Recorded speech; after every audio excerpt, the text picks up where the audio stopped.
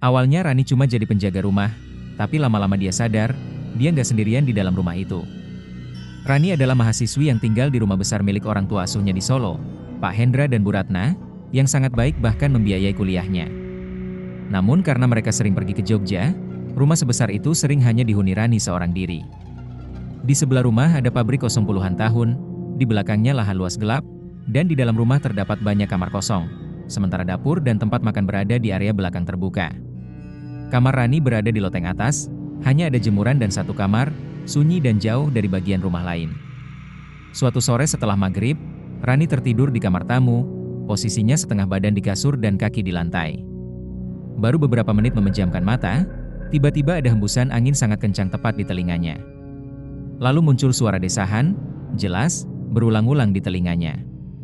Rani tidak berani membuka mata, padahal suara keluarga masih terdengar dari ruang makan. Ia berharap ada yang membuka pintu, namun tidak ada. Tiba-tiba tubuhnya terasa digerayangi, dari telinga turun ke bawah, dengan sentuhan besar dan berat. Hingga akhirnya tubuhnya seperti dibanting berkali-kali. Ia tidak bisa bergerak, doa pun terasa tidak mempan. Sampai ia teringat pesan dari ibunya, "Bu Sri, kalau diganggu langsung buka mata." Dengan sisa tenaga, Rani membuka mata, dan semuanya langsung hilang. Ia mengira itu sudah selesai. Padahal, itu baru permulaan.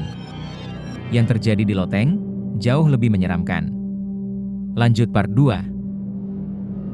Rani pikir kejadian itu cuma sekali, sampai malam di loteng membuktikan sebaliknya. Beberapa hari kemudian, Rani tidur di kamar loteng. Malam itu ia duduk sendirian menikmati angin malam, hingga tanpa sadar tertidur. Dan lagi-lagi posisinya sama, setengah badan di kasur, kaki di lantai. Sekitar pukul 1 dini hari, tiba-tiba terdengar suara perempuan berbisik di telinganya. "Bak, bak, bak." 3 kali, jelas. Rani langsung terbangun dan memeriksa sekitar, namun tidak ada siapapun. Ia mencoba kembali tidur, tapi di tengah tidur bibirnya terasa seperti disentuh dan dipaksa terbuka. Beberapa kali ditarik. Dalam kondisi setengah sadar, Rani langsung membuka mata. Ia sempat melihat bayangan anak kecil hitam di tembok, namun saat mencoba melihat jelas, bayangan itu hilang.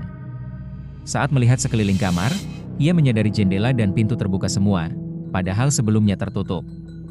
Ia menutup semuanya dan tetap tidur sampai pagi. Paginya, barulah rasa merinding itu terasa.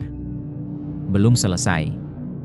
Suatu malam, Rani menemani anak Pak Hendra dan Bu Ratna, yaitu Dita. Mereka bernyanyi bersama, hanya gumaman tanpa lirik. Saat tengah malam mereka ke belakang untuk minum, dan berhenti bernyanyi, suara itu dilanjutkan. Nada yang sama, tapi bukan dari mereka. Rani dan Dita saling menatap, tidak bisa bicara, tubuh terasa kaku. Mereka akhirnya kembali ke kamar dengan gemetar. Dan sejak saat itu, Rani sadar. Rumah itu tidak pernah benar-benar kosong. Dan saat Rani benar-benar sendirian, semuanya menjadi lebih buruk. Lanjut part 3. Saat rumah itu benar-benar kosong, Rani justru merasakan sesuatu yang paling dekat dengannya. Ia kembali sendirian, dan memilih tidur di ruang tengah dengan tikar, tubuh menyentuh lantai. Di sekelilingnya terdapat kamar kosong, kamar mandi jarang dipakai, dan area belakang yang gelap. Suatu sore saat membersihkan kamar, Rani merasa diikuti. Dari satu kamar ke kamar lain, perasaan itu tidak hilang. Hingga akhirnya ia berbalik dan berteriak, menyuruh sesuatu itu pergi.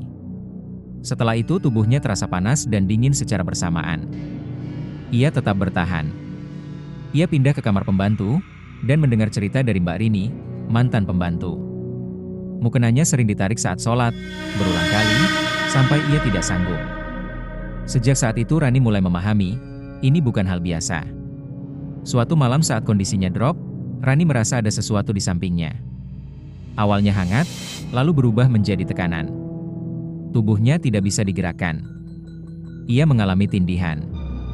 Dengan susah payah, ia membuka mata, dan tidak ada apa-apa. Beberapa waktu kemudian, sekitar 3:30 pagi, ia mendengar suara orang menyapu di samping rumah. Padahal itu pabrik kosong. Suaranya semakin dekat, semakin jelas. Rani keluar dan berteriak, meskipun tahu tidak ada siapa-siapa. Namun di balik semua itu, rumah itu sebenarnya tidak menyeramkan. Keluarganya baik, Rani bisa kuliah karena mereka. Ia bertahan karena keadaan. Sampai akhirnya ia lulus dan keluar dari rumah itu. Namun sebelum pergi, posisinya digantikan oleh adiknya, Andi, yang tinggal sendirian di rumah itu selama 2 tahun. Dan sampai sekarang, Rani tidak pernah berani bertanya, apa yang Andi alami di sana.